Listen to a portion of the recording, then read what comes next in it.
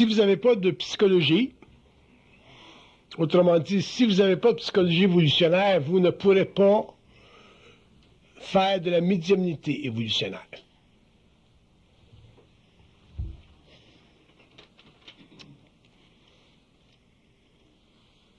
Ce côté-là est important. Si vous n'avez pas de psychologie évolutionnaire, vous n'aurez pas de médiumnité évolutionnaire.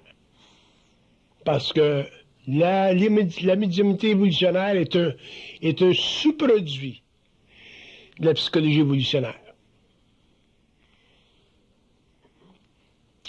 Ça, je vais le développer avec vous autres parce que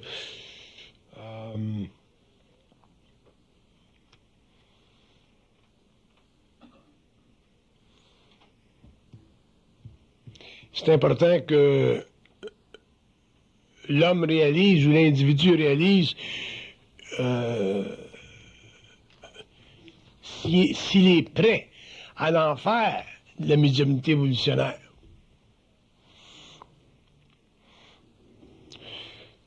Avoir de la psychologie évolutionnaire ou être un candidat à cette sorte de psychologie-là, avoir la facilité, si vous voulez, de voir et de comprendre la vie, soit sa vie personnelle ou de la vie de l'autre, est basé sur quoi? La psychologie évolutionnaire est basée sur le principe de la vibration. Si vous n'avez pas de conscience vibratoire et vous avez simplement une conscience psychologique, les gens que vous allez rencontrer, quand vous allez travailler ou quand vous allez parler au niveau d'une médiumnité évolutionnaire, vont sentir la différence. Parce que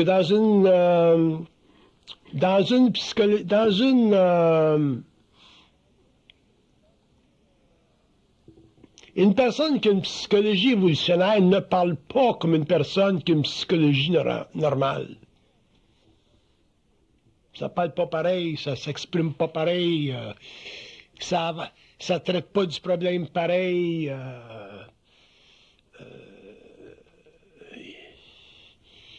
Il n'y a pas de convention dans le langage. C'est très, très fluide. Il y a une sorte de perfection dans la psychologie évolutionnaire qu'on ne retrouve pas dans la psychologie humaine évolutive. Une sorte de perfection. Et quand je parle de perfection, je veux dire une sorte de transparence dans l'ego. Et c'est cette transparence dans l'ego qui va faire de l'homme un bon médium évolutionnaire, qui va faire en sorte que l'autre va pouvoir facilement l'écouter.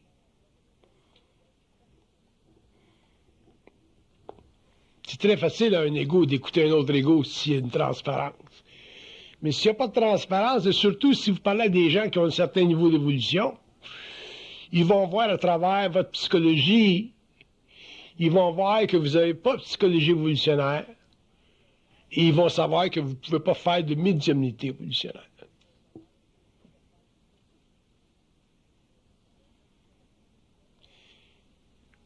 Donc la médiumnité évolutionnaire revient à quoi? Ou la psychologie évolutionnaire, elle revient à quoi? Elle revient à la capacité de l'individu de faire un minimum d'erreurs psychologiques quand il parle. Quand vous parlez avec une personne et que vous avez une psychologie évolutionnaire parce que vous avez une conscience vibratoire, il y a un minimum d'erreurs psychologiques que vous allez faire quand vous allez parler à l'autre. Un minimum. Ça veut pas dire que vous n'en ferez pas, parce que vous n'avez pas une gestion parfaite de votre énergie encore, mais ça veut dire que vous allez en faire un minimum d'erreurs psychologiques.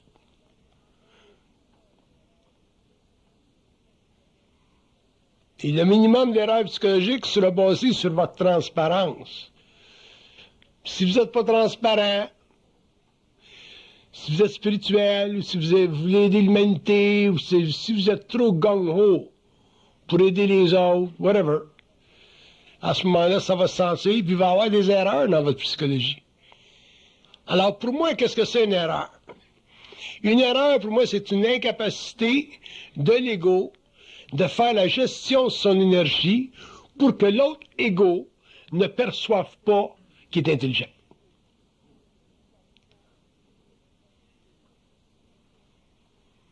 si l'autre ego ne perçoit pas que vous êtes intelligent, qu'il ne fait que sentir le processus créatif, à ce moment-là, vous êtes dans une conscience créative.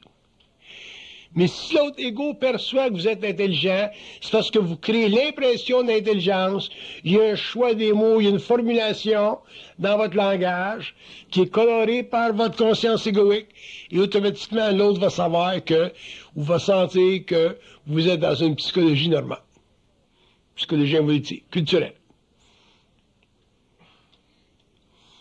Parce que dans une psychologie évolutionnaire, que vous soyez chinois, indien, français, allemand, n'importe quoi, c'est pareil. Alors que si vous avez une psychologie normale, et que vous êtes chinois, ça va être très différent de la psychologie d'un Allemand. Fait que pour un Chinois, de faire de la psychologie évolutionnaire, ça requiert une grande transparence au niveau de l'ego, grande transformation intérieure. Parce que si le Chinois arrive en Allemagne, il parle à un Allemand, il réussit à le pénétrer, parce qu'il est en vibration, ça veut dire que ce Chinois-là ne fait plus partie de l'humanité évolutive. Il fait partie d'une humanité consciente, d'une conscience créative, qui appartient à tous les hommes. Et à ce moment-là, il parle en Allemagne, il fait la psychologie de la médiumnité évolutionnaire. L'Allemand va le comprendre parfaitement. Mais si il est sur un plan psychologique culturel, conditionné par la culture, la mémoire de la race, qui est la psychologie normale, à ce moment-là, il est fait à l'os. Et c'est là que vous avez des conflits radicaux entre les individus. C'est là que vous avez des problèmes d'interprétation. Parce que vous n'êtes pas capable de faire une gestion parfaite de l'énergie de votre esprit. Comment est-ce que l'homme fait une gestion parfaite de l'énergie de son esprit? De deux manières. Faut que, quand il parle, il soit pas là. Tu peux pas être là quand tu parles. Si tu es là quand tu parles, mais à ce moment-là, mais ton langage va être coloré. Là, vous allez dire, ça veut dire quoi, ça, pas être là quand tu parles? Pas être là quand tu parles, ça veut dire qu'il faut que tu sentes que c'est pas toi qui parles. Ça parle tout seul. Si c'est toi qui parles, vous avez trop de possession de votre langage.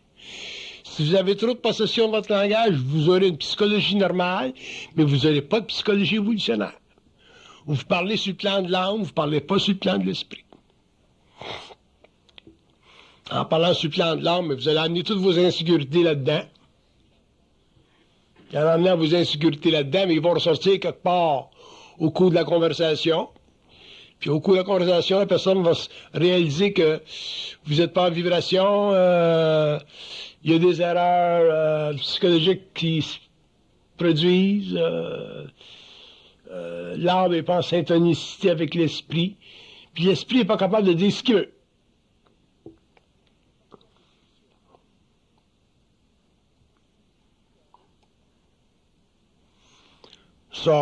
Donc, avoir de la psychologie, ça ne veut pas dire être bon psychologue. Vous pouvez être bon psychologue et pas avoir de psychologie pantoute. Avoir de la psychologie, ça veut dire être capable de disparaître dans le processus informatif lié à l'expression verbale. Si vous êtes capable de disparaître, ça parle tout seul, ça parle bien, ça parle mal, ça parle comme ça parle. Ça sort. L'ego n'est pas là. L'ego est capable de laisser sortir ça. À ce moment-là, là, vous faites réellement de la psychologie. Peut-être que vous apparaissez pas comme un bon psychologue, mais vous êtes un très, très grand psychologue.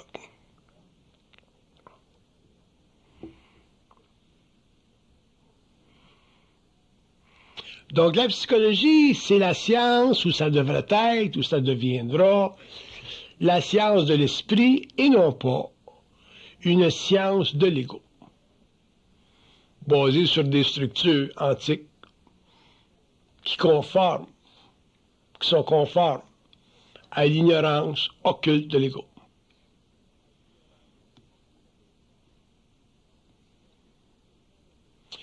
si vous me disiez, bon, donne-nous donc une mesure, un indicateur, un paramètre qui lui permettrait de mesurer la psychologie évolutionnaire. Mais je vous dirais, si vous êtes dans une salle de 500 personnes, et que 500 personnes vous demandent, ben, monsieur untel, pouvez-vous nous expliquer qu'est-ce que c'est Dieu?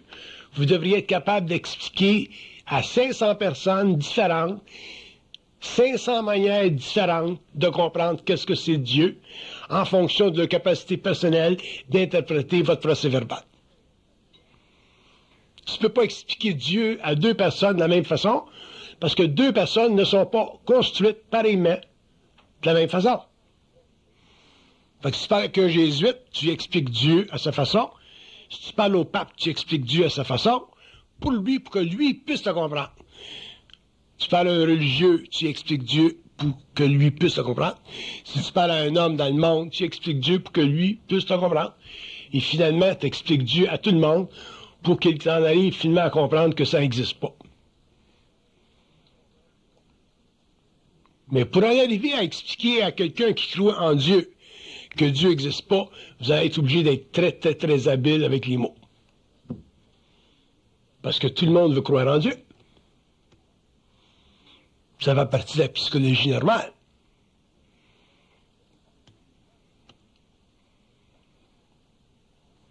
Fait que pour en arriver à finaliser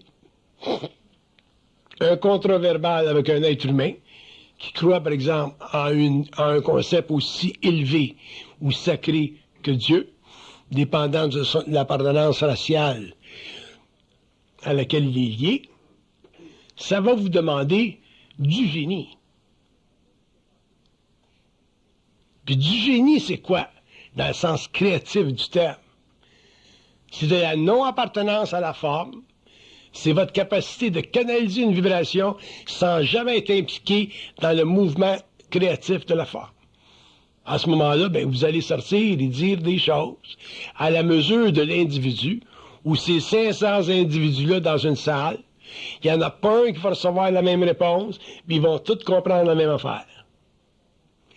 Si vous n'êtes pas capable de faire comprendre la même affaire à 500 personnes dans une salle, en leur donnant toutes des réponses différentes, vous n'avez pas de psychologie évolutive. Vous avez une psychologie normale.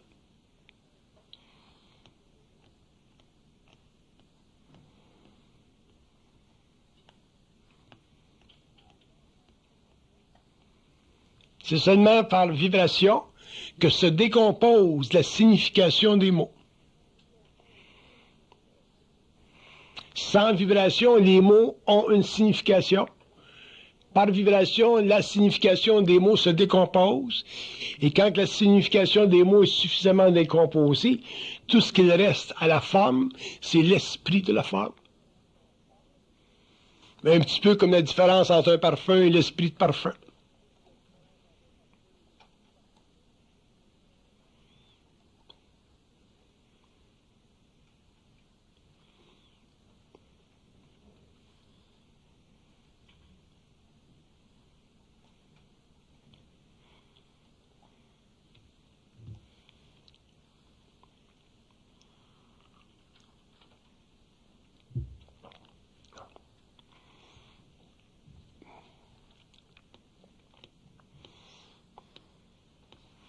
C'est très, très important que l'ego puisse se déplacer, que vous soyez réellement à l'écoute du processus mental. Parce que le processus mental, il est divisé en deux en vous. Il y a une partie de vos pensées qui rassure ou qui enlève de la sécurité à votre ego. Puis il y a une partie de vos pensées qui sont totalement créatives et qui font partie du plan mental. Il faut que vous soyez capable, en tant qu'individu, de voir la différence. Ça se fait pas d'un jour à l'autre, puis ça se fait graduellement. Puis les forces occultes, les forces de l'esprit chez l'homme tentent, pendant l'involution et l'évolution, de faire apparaître cette lumière-là dans l'homme pour que finalement l'homme retourne à son esprit et prenne conscience du concours qui existe entre l'invisible et le plan matériel. C'est la seule façon que l'homme puisse prendre conscience du concours qui existe entre le plan matériel et les plans invisibles. Donc, quand vous êtes dans un processus mental de réflexion, il faut que vous soyez capable de réaliser sur le champ la division qui existe dans votre mental. Si vous n'êtes pas capable de réaliser sur le champ cette division-là qui existe dans votre mental, vous allez avoir l'impression que c'est vous autres qui pensez. Si vous êtes capable de faire la distinction, de voir la division, parce que ça joue de l'autre bord tout le temps, là. Voir la division, la différence,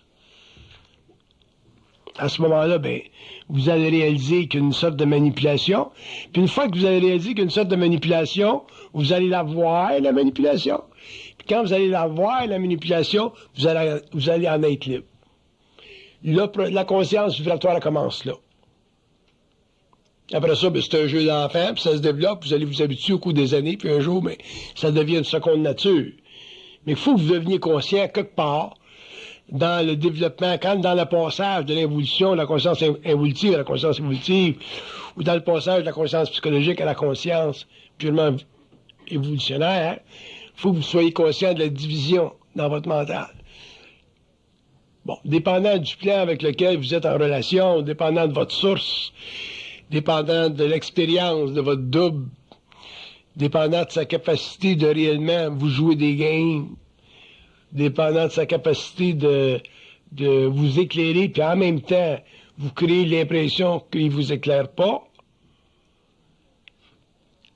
il y a un travail à faire, là, intéressant.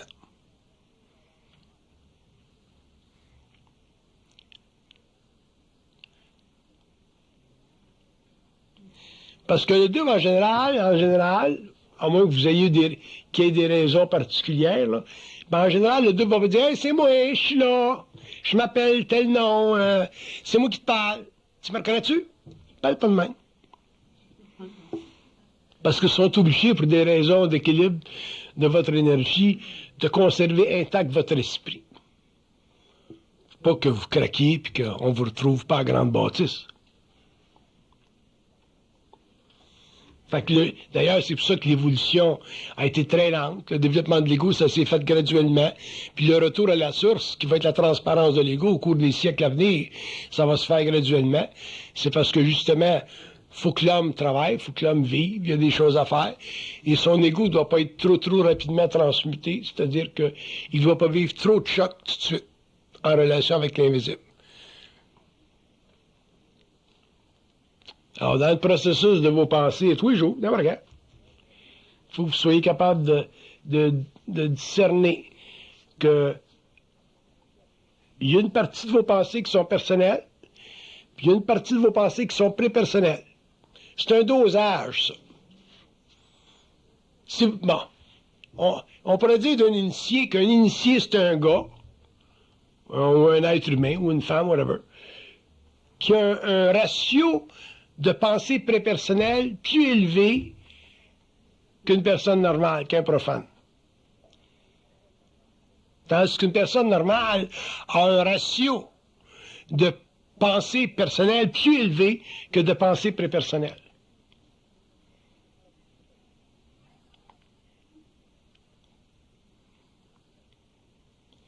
Moi, j'ai vécu des expériences. Même, des fois, j'ai envie, là, parce qu'on dirait qu'ils s'ennuient de l'autre bord, ils veulent te parler. T'sais. Puis là, ils t'envoient une pensée réellement humaine, là.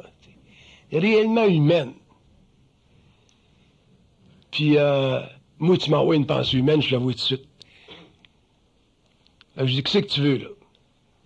Ben, ils vont dire, bah, on s'amuse, on voulait te parler, blablabla, tu sais.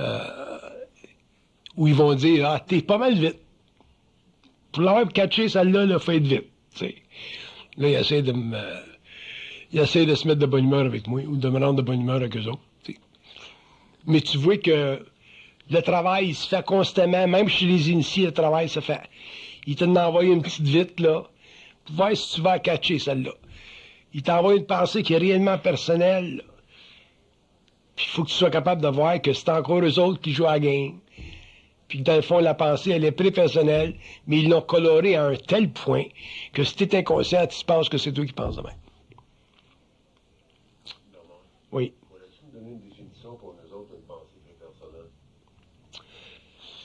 Une pensée prépersonnelle, c'est une pensée qui, quand vous la recevez, vous donne conscience d'eux autres.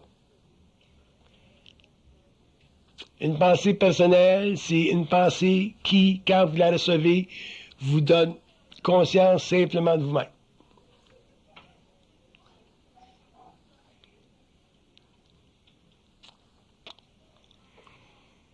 Donc, quand le travail est bien avancé, la transformation de l'homme est bien avancée, bien, tu reçois simplement des pensées prépersonnelles. Donc, c'est dans ce moment-là que je dis que l'homme devient télépathe. Fait que plus tu as des pensées prépersonnelles, mais plus tu es télépathe.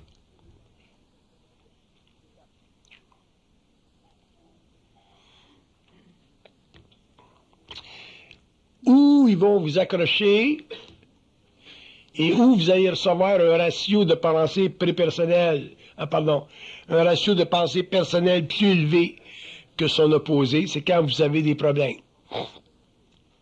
Quand ton chum vient de te laisser, là, tu l'as trouvé avec une autre fille, ou tu as perdu ta job, ou tu arrives chez vous, ta maison est brûlée, là. Autrement dit, quand vous avez des problèmes existentiels qui vous frappent tout d'un coup, là, vous êtes pris par surprise, là, vous en recevez un plein troc de pensées personnelles. Si vous étiez conscient, là, vous verriez à travers la game, vous seriez capable d'arrêter ces pensées prépersonnelles-là, ces pensées personnelles-là. Là, ils vous renvoieraient sur un autre rayon. Puis là, vous commenceriez à recevoir des pensées prépersonnelles. Puis là, ben, à ce moment-là, ben, vous recevriez de l'information concernant votre maison qui vient de brûler, ou votre chum qui est parti, ou votre job que vous avez perdu. Puis vous verriez qu'il n'y a rien là. Mais si vous recevez des pensées personnelles, parce que vous n'êtes pas assez conscientisé, vous n'avez pas assez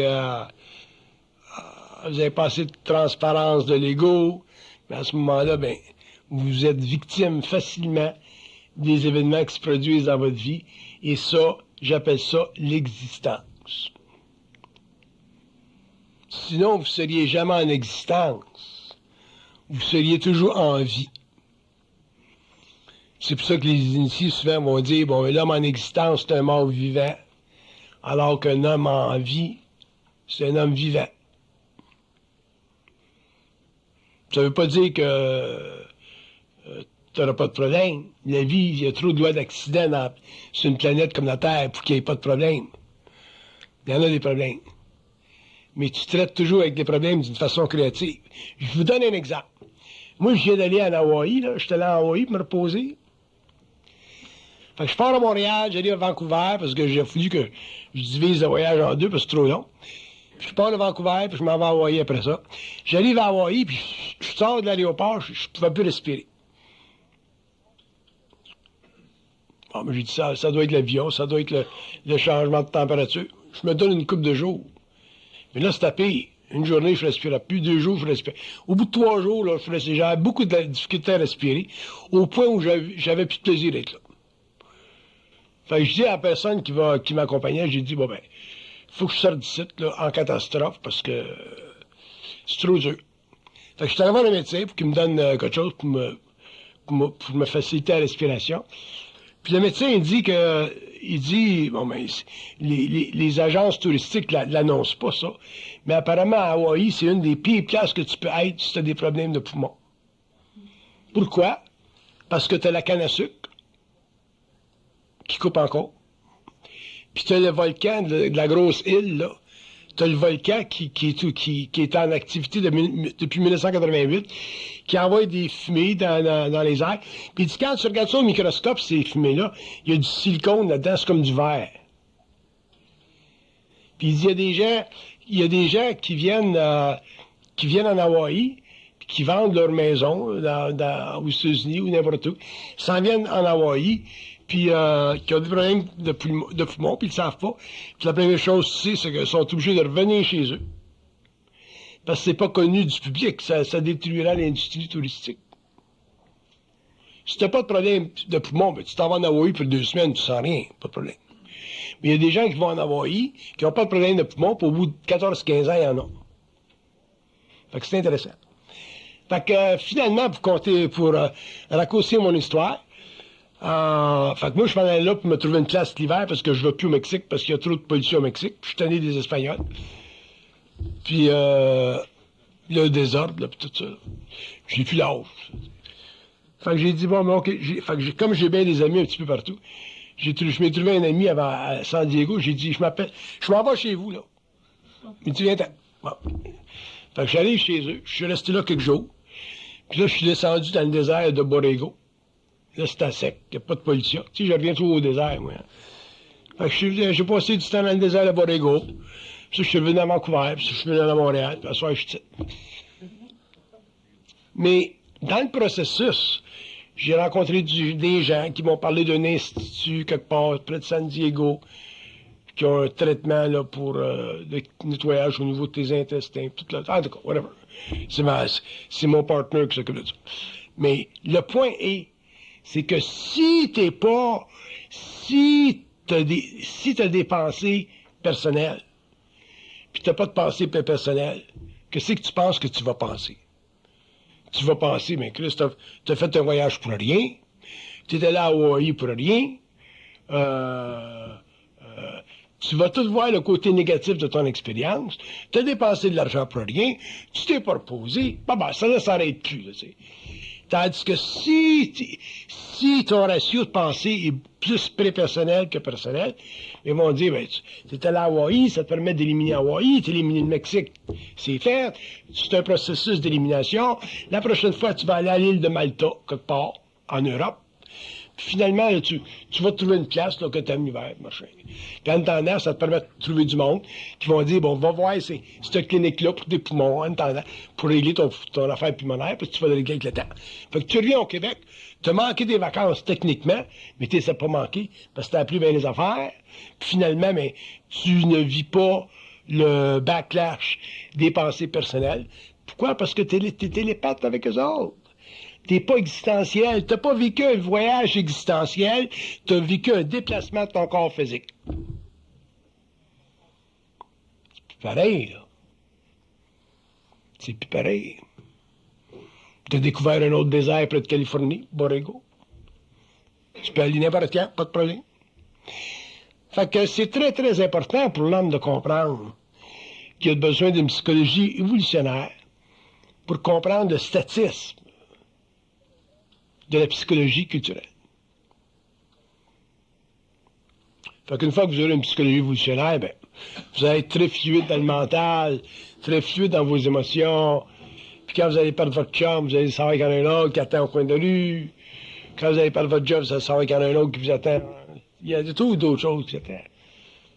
Mais si vous n'avez pas ça, puis vous perdez votre chum, puis vous êtes bien attaché, parce que vous êtes insécure, puis il est beau, vous en pensez que vous n'en rencontrerez pas un autre beau de même, là, vous êtes fait à l'os. Là, vous pleurez, puis c'est la fin du monde.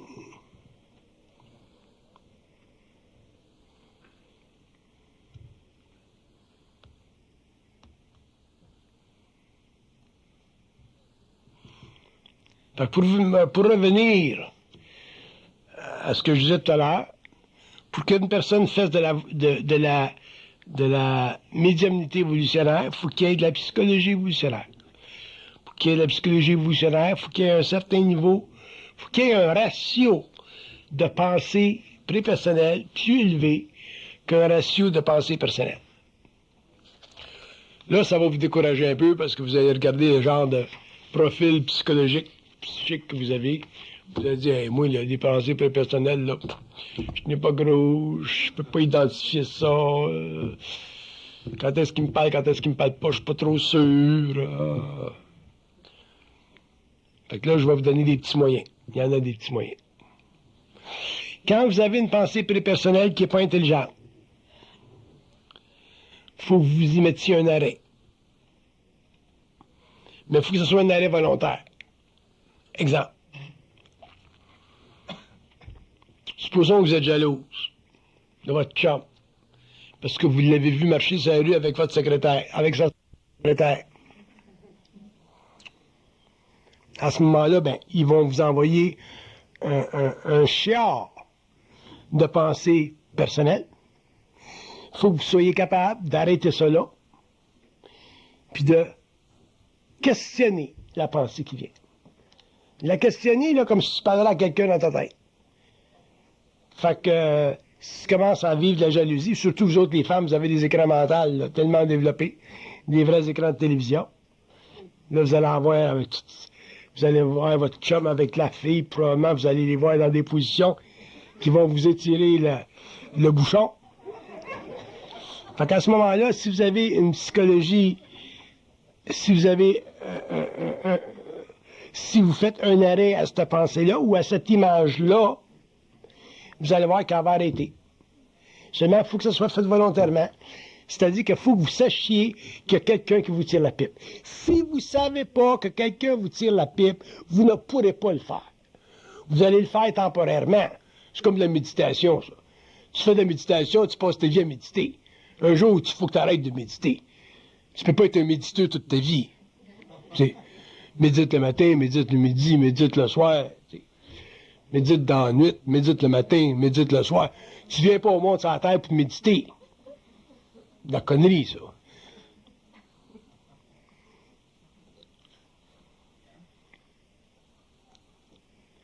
Fait que, mais si tu reçois une pensée personnelle, tu y mets un stop.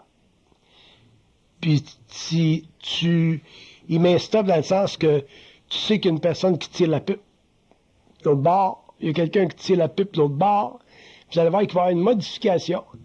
Puis si c'est le temps dans votre vie qu'il y a une ouverture de votre esprit à ce plan-là, ils vont vous le dire. Ils vont vous dire on te taquinait. Mais ils vous diront pas au début on te taquinait. Au début, ils vont vous dire je te taquinais. Puis là encore, là, c'est encore un autre. Non, excusez. Ils vont vous dire je me taquinais. Ils peuvent vous dire je me taquinais. Ils vont utiliser le jeu pour cacher leur identité. Oubliez jamais qu'ils vont toujours utiliser le jeu pour cacher leur identité, parce que le jeu utilisé dans la langue est le support psychologique pour le développement de l'ego, alors que le tu, utilisé dans la langue, est le support psychologique pour développer un dialogue. Fait que quand tu développes une psychologie évolutionnaire, parce que tu as pris conscience des games au niveau de la pensée, tu as arrêté la game, surtout là, quand vous vivez des problèmes. C'est quand vous vivez des problèmes que c'est le meilleur temps pour le faire, ça. Parce que c'est le temps idéal où vous êtes le plus testé au niveau de l'existence. Et à ce moment-là, ben, vous en arrivez à voir qu'il y a une game qui se joue. Puis une fois que vous allez l'avoir testé 1, 2, 3, 4 fois, là, ça va être fait. Puis vous allez pouvoir le tester pour toujours. Fait que vous allez devenir très, très habile à ça. Vous allez passer graduellement à un ratio de pensée prépersonnelle plus élevé que de pensée personnelle. Puis éventuellement, mais vous allez passer à une médiumnité évolutionnaire qui va être très créative, qui va vous servir autant que ça va servir les autres. Mais il faut que ça soit fait par volonté quand vous faites un arrêt à ces pensées-là. Il faut que vous puissiez le faire dans le sens que vous... comme si vous parliez à quelqu'un. Parce que si vous n'êtes pas capable, en tant qu'ego, d'assumer la réalité de votre multidimensionnalité, vous ne pourrez jamais le faire. Parce que l'ego, il n'aime pas ça, il va avoir l'impression qu'il est habité par quelqu'un. L'ego, là, il va être à cause... L'ego a besoin d'être sécure, puis il veut être dans sa petite cocotte seule. Mais l'idée, là, qui est habitée par un double, là, ou whatever, ça le chicote, ça l'énerve. Vous allez être obligé de le faire, ce step-là, un jour. Ce pas-là, un jour, vous allez être obligé de le faire. Quand vous allez l'avoir fait, bien, vous allez voir qu'il n'y a rien là. Puis que c'est pas parce que vous allez l'avoir fait que vous allez avoir une grande médiumnité de suite, puis que vous allez avoir une grande télépathie de suite, puis que l'autre bord, il va se révéler à vous, là, comme votre grand chum. Ça va prendre du temps. Parce qu'il faut que les cons soient ajustés pour ça. Puis, il y a du temps. Ils peuvent pas trop vous débalancer au niveau psychique.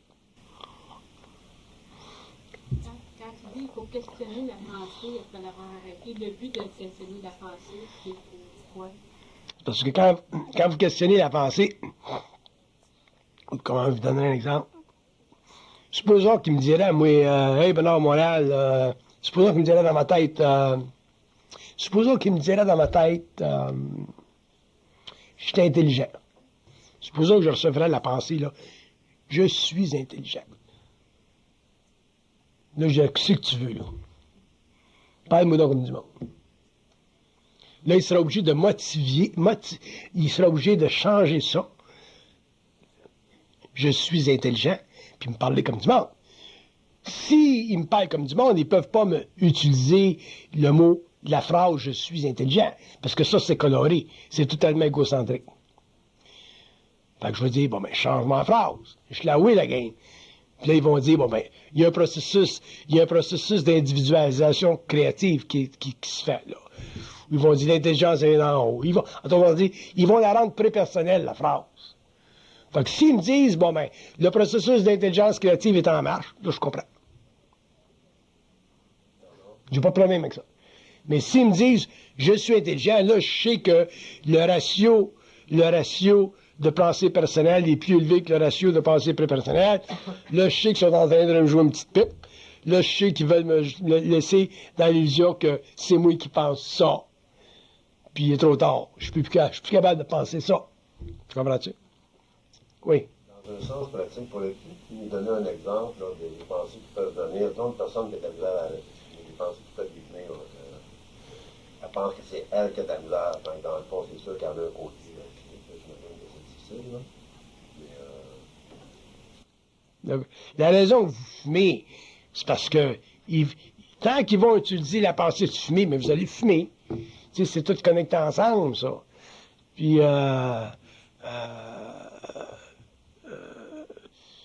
vous ne pouvez pas dissocier la nature de la pensée de la nature de l'action. C'est seulement quand c'est prépersonnel que vous êtes capable de le faire. Supposons, par exemple, que dans ton cas, il dirait, par exemple, attends un peu, on m'a donné un échantillon.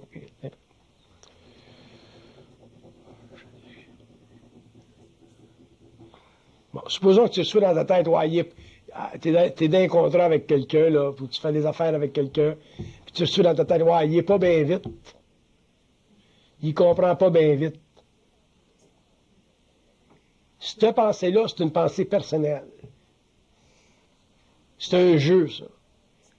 Fait que si tu reçois une pensée de même, tu vas penser que c'est toi qui penses de même, alors que tu devrais savoir que c'est eux autres qui t'envoient ça. Sachant que c'est eux autres qui t'envoient ça, à ce moment-là, tu mets un arrêt à ça, là, ils vont changer le langage. Ils peuvent dire, bon, ben, il est pas bien vite parce que dans 2 semaines, il va se produire quelque chose en ta faveur. Ah, là, c'est plus pareil. C'est plus à la même vitesse. si dans ma tête, dans la même transaction, je pense toujours que le gars, c'est un top, il est super bien. Ils vont utiliser la même affaire. C'est la même chose parce qu'ils vont t'entraper. Fait que si il t'envoie dans ta tête, bon, ben, le gars, c'est un super vite, toi, tu vas partir au niveau de l'ego, tu vas penser que c'est un super vite, puis tu vas faire un contrat avec lui, ou tu n'en feras pas de contrat avec lui, dépendant de la situation. Autrement dit, qu'il t'envoie n'importe quoi dans ta tête, il faut que ça soit créatif.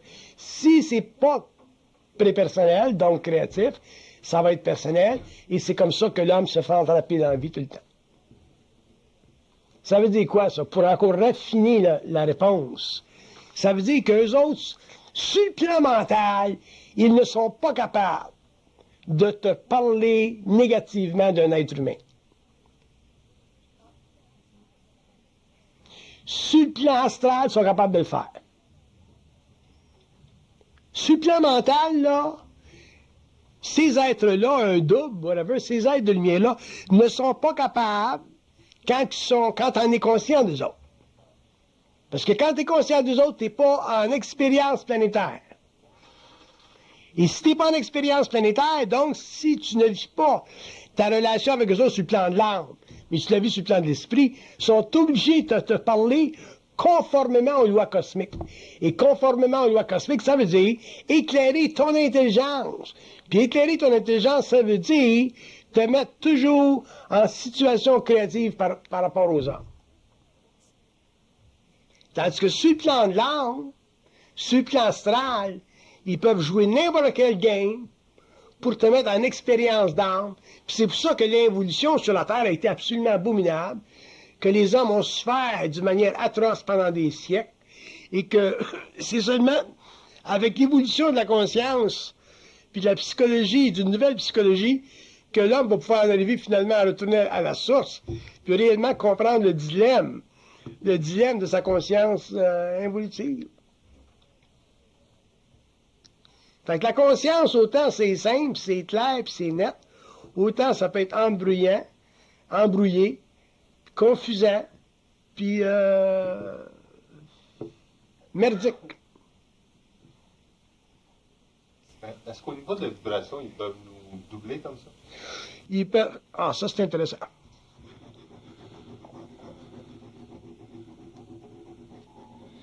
Il dit au niveau de la vibration, ils ne peuvent pas vous doubler parce que quand vous êtes en conscience vibratoire, ils sont obligés de vous parler d'une façon consciente, d'une façon intelligente.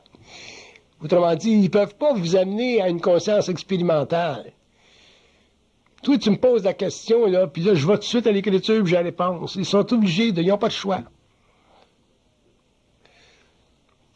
Fait que, tandis que si on n'est pas conscient d'eux autres sur le plan mental, donc, si on n'a pas accès à un certain ratio de pensée prépersonnelle, ben, on est toujours en conscience expérimentale. Moi, souvent, c'est pour ça que je dis souvent, je vais dire, je peux pas m'imaginer pas comprendre. C'est pour moi, pas comprendre, ça n'a pas d'allure. Autant que pour l'homme, pas comprendre, autant que pour l'homme, comprendre, ça n'a pas d'allure, autant que pour moi, pas comprendre, ça n'a pas d'allure. Pourquoi? Parce que j'ai toujours accès à de la pensée prépersonnelle. Donc, je suis toujours capable de vivre une télépathie avec eux autres.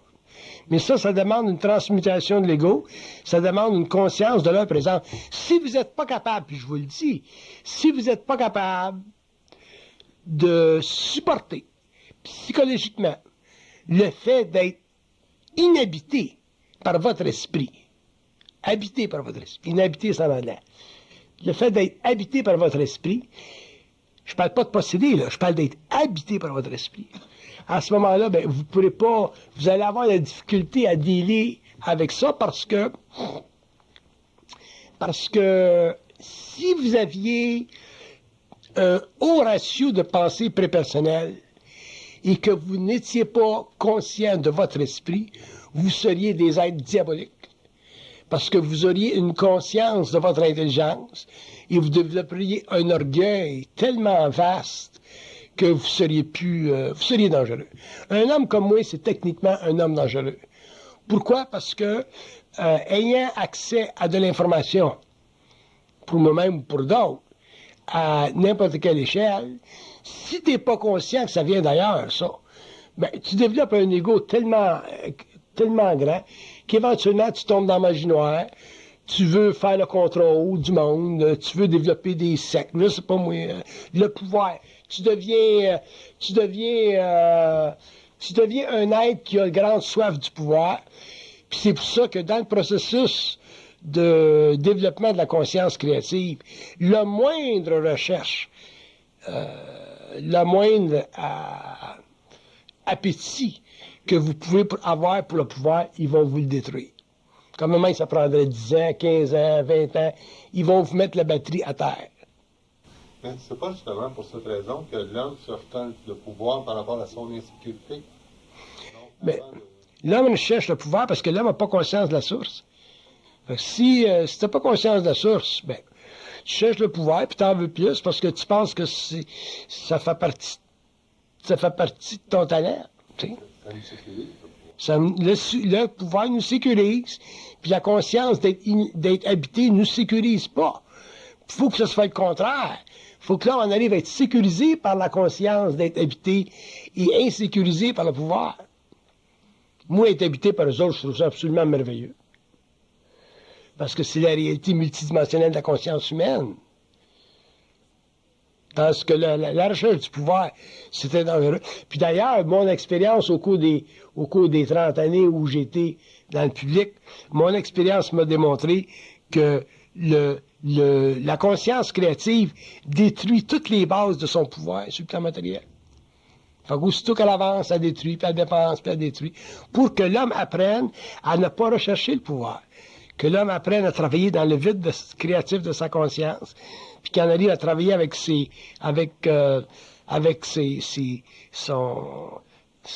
source, mais d'une façon à libérer l'homme et non pas à le maintenir en subjugation.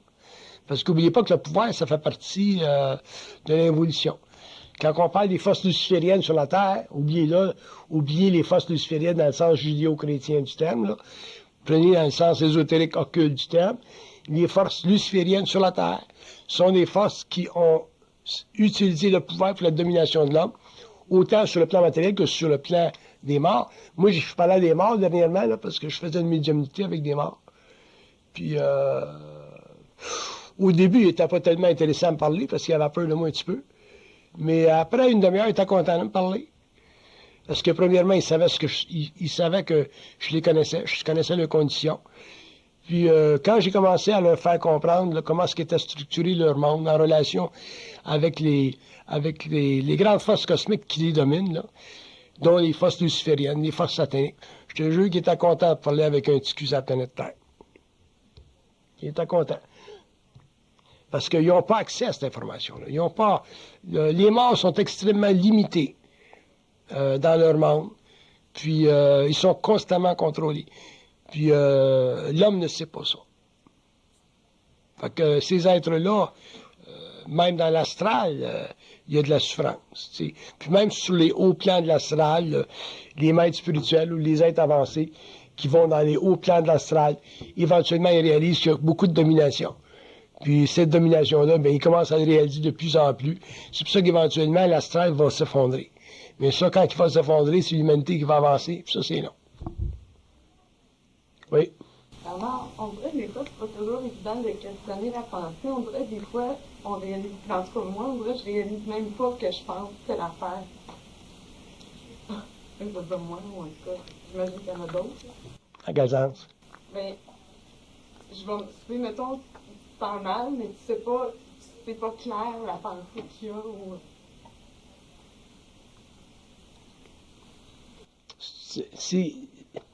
Si une pensée, c'est une pensée. Faut que tu t'arrêtes. Quand il y a une pensée, il y a une pensée. Ça s'identifie une pensée. Même quand tu te sens mal, la pensée, elle s'identifie. Quand tu l'as identifiée, la pensée, il faut que tu sois capable de l'arrêter. Il faut que tu saches qu'il y a une manipulation là. Une fois que tu t'habitues à savoir qu'il y a une manipulation là, mais ça s'arrête, ça arrête, ça se tasse, ça s'ajuste, puis éventuellement, mais tu passes dans un ratio de pensée plus prépersonnelle, plus créative qu'avant. Puis tu es mieux dans ta peau, puis tu vis moins le tremblement intérieur. Mais c'est comme, je dirais, c'est le prix à payer, ça. C'est comme les initiés. En tout cas, je parle de mon cas, là. Moi, en 69, quand j'ai vécu la fusion en 69, puis j'ai pas vécu ça, là, graduellement, comme vous autres, au cours des années, j'ai vécu ça tout d'un coup, là. Le prix à payer pour vivre la connexion télépathique avec eux autres, puis commencer à accéder au mystère de l'humanité qu'on a essayé de comprendre depuis des siècles. Le prix à payer, c'est la dispersion totale de ma personnalité réfléchissante. Ça, c'est le prix que j'ai eu à payer. Bon, au cours des années, tu t'ajustes, là, puis tu te normalises, puis... mais c'est le prix à payer. Alors, l'homme, lui aussi, il a son prix à payer. C'est peut-être un prix un petit peu moins évident, moins gros, sur le coup, mais il y a un prix à payer. Puis le prix, c'est la prise de conscience que quand vous avez une pensée, c'est une communication qui est manipulable, qui peut être manipulée.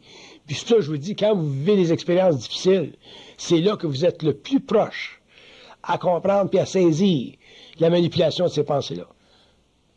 Fait qu'à ce moment-là, une fois que vous avez commencé à le faire, parce qu'on l'a, la science, maintenant, après ça, mais ça devient un jeu d'enfant. Puis un jour, vous allez devenir très habile à ça, puis vous ferez plus prendre dans les souffrances qui sont connexes à ces pensées-là. Fait que vous allez avoir plus de pensées prépersonnelles, donc de télépathie intérieure, que de pensées réfléchies. La vie va être plus agréable. Oui. Tantôt, vous parlez de manipulation de la pensée, maintenant. Mais est-ce qu'il existe une autre manipulation à un autre niveau, je pense? à nos émotions ou ça passe par la pensée. Ça passe toujours par la pensée. Donc, ça prend une pensée. Vous pouvez pas vivre d'émotivité sans penser. OK, donc un déclencheur. Là. La pensée, c'est le déclencheur. Tout le temps, tout le temps, tout le temps. Alors ça, c'est utilisé aussi. Ah, effectivement. Parce on vit toutes sortes de choses, donc on peut C'est ça. pas avoir des sécurités qui viennent de l'enfance, peu importe. Et voilà. Ça va être utilisé tout ça, là, tout le temps, en conjonction avec Si on regarde votre cas, là,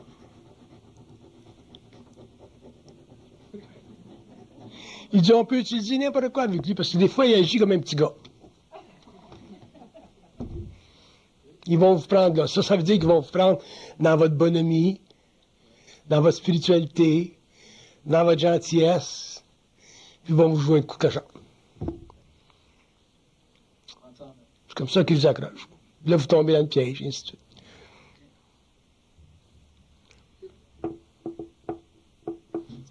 En arrière.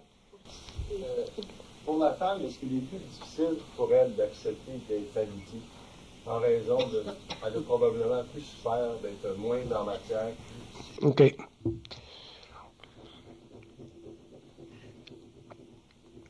Ils disent que pour la femme, c'est plus facile que pour l'homme, mais est moins intéressé que l'homme.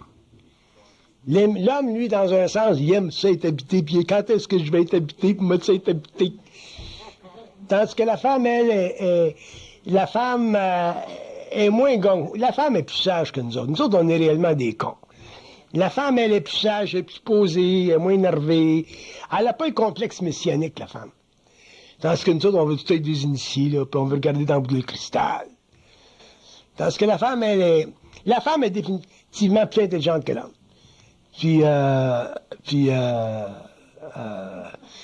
Parce qu'elle est moins incarnée que l'homme dans la matière. L'homme est très incarné dans la matière. La femme est moins incarnée dans la matière. Donc, la femme est plus sensible aux autres plans. Fait que le contact avec les plans, pour elle, c'est plus normal. Par contre, elle n'a pas tendance à vivre l'occulte comme nous autres. Nous autres, on vit ça heavy. On est heavy. Les gars là, qui sont occultes puis ésotériques, là, c'est heavy. Tandis que la femme, elle prend ça plus court.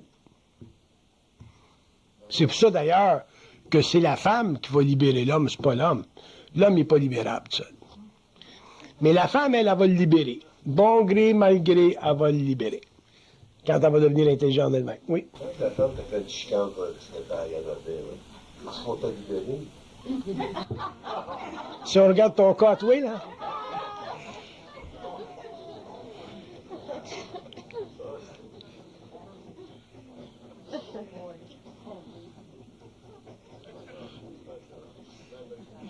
Ils disent, dans son cas à lui, c'est bien difficile pour une femme de lui apporter quelque chose, parce que l'important, il a l'impression qu'il l'a tout.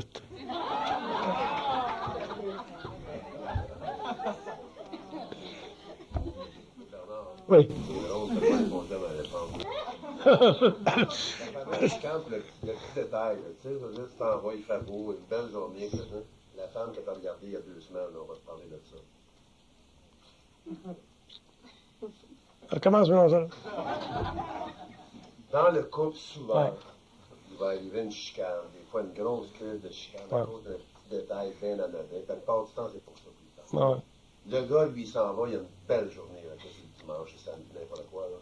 Là, la journée va être extraordinaire. À un moment donné, là, il rentre dans son char avec la femme, puis là, elle dit, bon, tu sais, celle-là que tu regardais l'année passée, le mois passé. Là, tu sens ça développer. Tu aimerais mieux pas parler de ça, là. À un moment donné, là, ça va fucker tout ton trip de voyage. Ouais.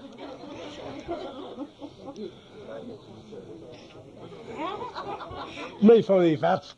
Mais il dit, lui, ils sont tous des femmes qui ruinent ses samedis et dimanches.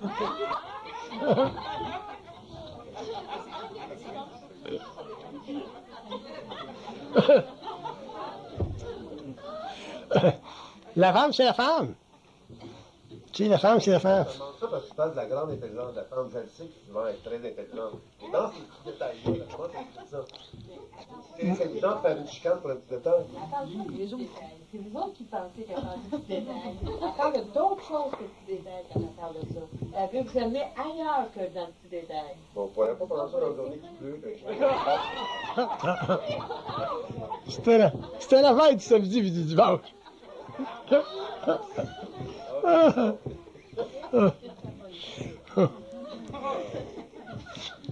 Ils disent qu'une femme. Il faut que je l'écrive parce qu'il y a trop d'informations. De leur point de vue, eux autres. Ouais. Je vais vous le dire vite parce que je vais le perdre tout de suite.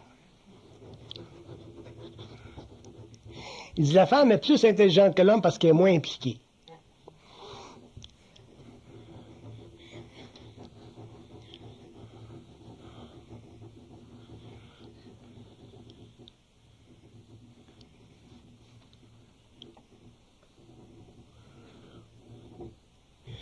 Il dit la femme est plus intelligente que l'homme parce qu'elle est capable de vivre la confrontation pour éventrer le puits du mensonge. C'est comme si une femme, ça a moins peur de vivre une confrontation pour faire sortir le puits du mensonge. Tandis que nous autres, on le politise, puis tu sais. Pourquoi? Attends un peu.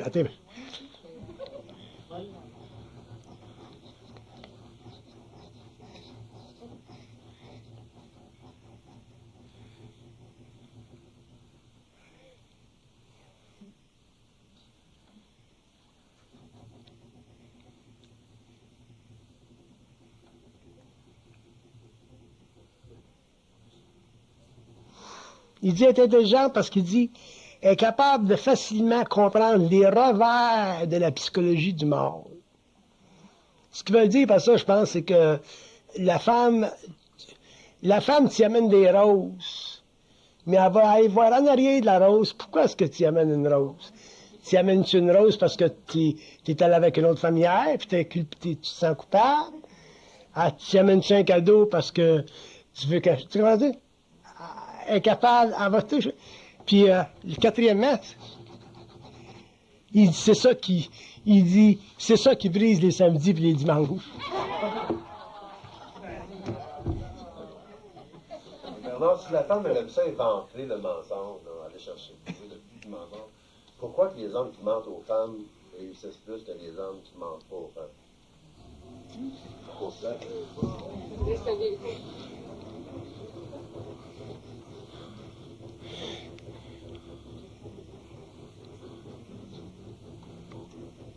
Il dit les hommes qui mentent trop aux femmes, éventuellement, perdent l'amour de la femme. Puis en perdant trop de l'amour de la femme, ils finissent seuls.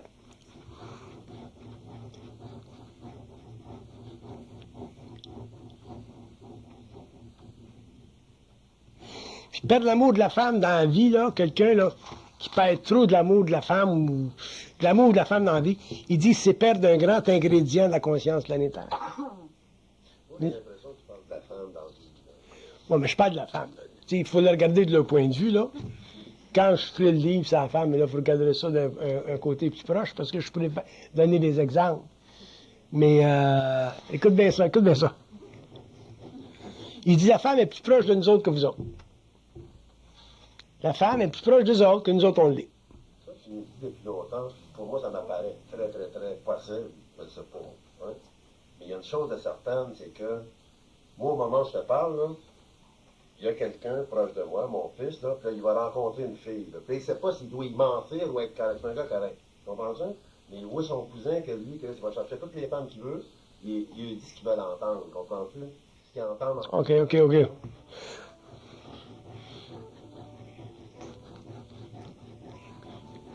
Il dit, vous pouvez manipuler la femme tant que vous voulez, mais avec le temps, vous allez la perdre parce qu'elle va être l'air. Elle va être l'air. Tu ne peux pas manipuler la femme, tu peux le faire, parce qu'elle est naïve, puis elle est bonne, puis elle est donnante, ainsi de suite. Mais quelque part dans le temps, tu perds la femme. Tu peux pas... Pour avoir une femme dans ta vie, pour la garder dans ta vie, il faut que tu la cultives, la femme. pour cultiver la femme, il faut l'aimer. Puis l'aimer, c'est la protéger contre notre propre mensonge. Bye.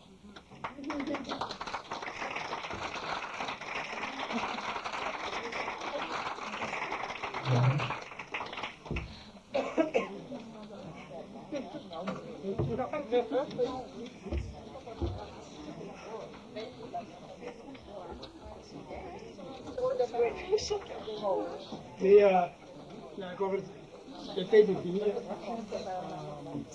Je suis obligé d'écrire un livre, il faut que je l'écrive parce qu'il y a trop de choses à dire.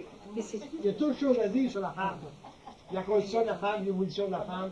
Mais ce livre-là va être définitivement un des livres les plus importants qui va avoir été écrit.